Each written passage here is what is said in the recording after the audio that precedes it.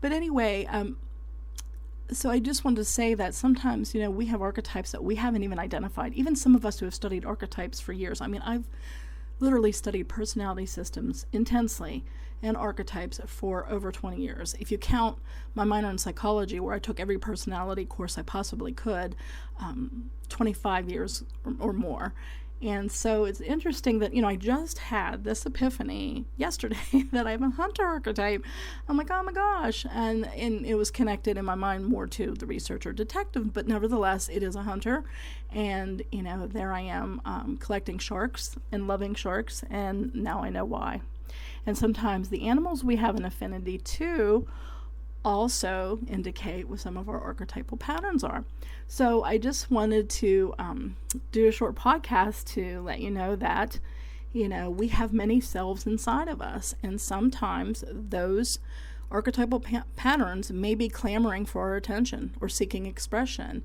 And it's very important when you feel that niggling, or you're wondering, what do I do with my life, or who am I, or you feel like you're in some kind of transition, but you can't seem to get your North Star, you can't seem to get your GPS location of where you are existentially.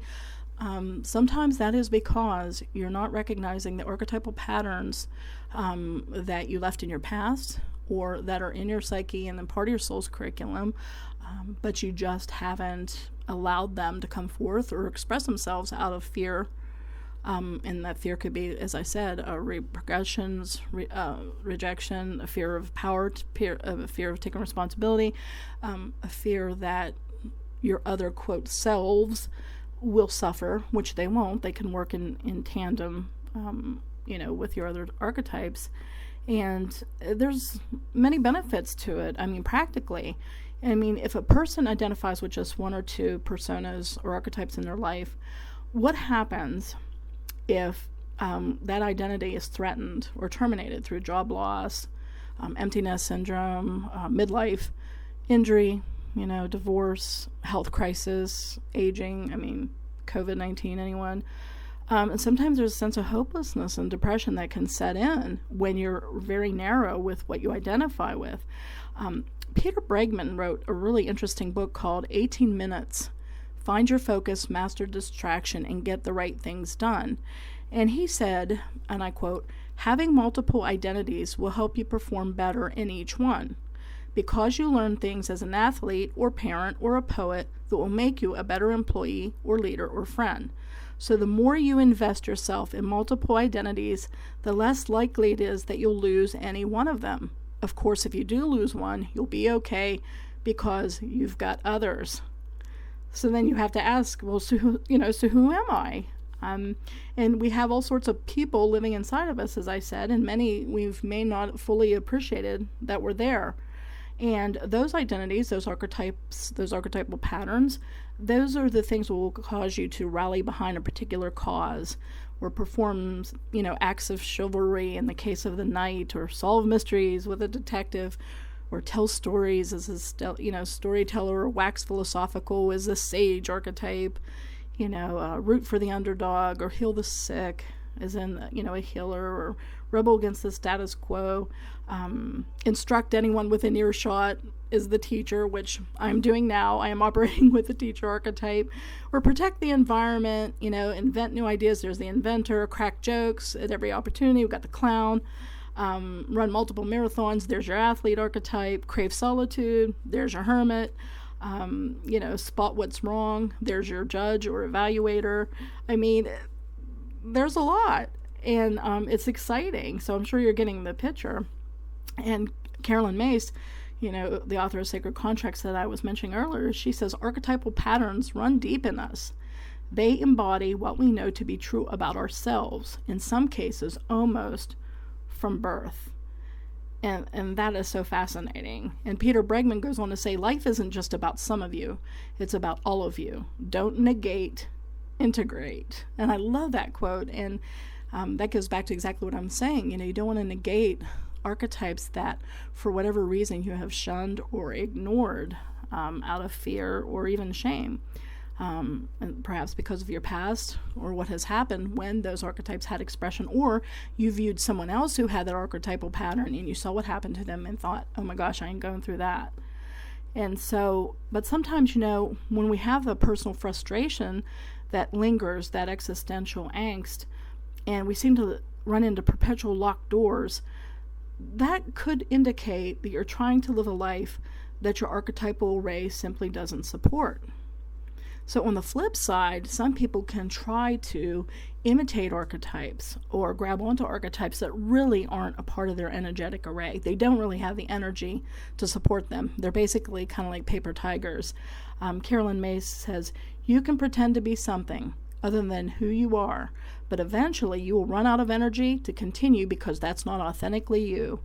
I've met a lot of people who were living a life on pause because they had fixated on something for which they were archetypally unsuited. None of these individuals had the archetypes required to fulfill those career fantasies. However, as was reflected in their lack of talent as well as the absence of opportunities coming their way, opportunities are an extension of your archetypes, and you can only energize opportunities via the archetypes you have. Isn't that interesting? And that makes sense. Sometimes we might admire an archetypal pattern in someone else, but we don't necessarily have it in our psyche as a part of our soul's curriculum. And perhaps society has reinforced that that's a good archetype to want or to embrace. The Midas, everything you touch turns to gold. The entrepreneur, always saying, oh, you need to have a side hustle and you can be an entrepreneur too. And so people try to embrace those archetypes, being money bags or money magnet or whatever you want to call, and that is just not a part of their archetypal array this time around. And so they're constantly bumping into locked doors, or they don't have the energy to sustain that archetypal pattern and the things that they are trying to bite off. And they just can't chew it. And I'm not talking about people who are dreaming big and they're trying to launch a business or they're starting a new career and they're having a little bit of setbacks. I'm not talking about that. I'm talking about months and years, lifetime patterns where a person keeps trying to do something and they keep, they put their heart into it. They try to get schooling for it. Maybe they even have a degree for it. Perhaps their culture or their family or their religion, their friends or their spouse cheer them on and try to get them to embrace that archetype, but they just don't have the energetic structure underneath to support it. And for example, I wanted to be a novel writer, and I can't tell you how many times I have tried. I can't tell you how many cozy mysteries I have started. I know what it takes to write a cozy mystery. I know how to outline one. I know how to plot one. But when I sit down and write it, it just does not happen. I don't have a cozy voice. And I think I'm going to have to resign myself to that after, trying for 15 or so years. And so if you're really trying something and you've done pretty much everything you can think of, then it's time to ask yourself, wait a minute, am I trying to adopt and live an archetype that is not even a part of my array? So that's an interesting thing to contemplate, that on one hand, there may be archetypes that are clamoring for our attention and wanting to seek expression in our life. But on the other hand, there may be archetypes that we feel are more beneficial or more sexy or more, appealing or persuasive. And we try to adopt it and live it, and it's just not working after trying. So I just want to leave that with you that, to examine the kind of patterns in your life. Are you believing lies about yourselves? And remember, you have many in there. What patterns are you living? What patterns do you think might be seeking expression? Are you having some existential angst where you feel like you're in transition or something wants expression, but you just can't figure out what it is? Or are you running into wall after wall, locked door after locked door, and it may be because you're trying to be something that is just not a part of your archetypal array for your personal soul's contract this time around. So it's food for thought. And so I hope you enjoyed this first episode of Your Archetypes with Janet Boyer. I have more to come, and I thank you for listening. Bye for now.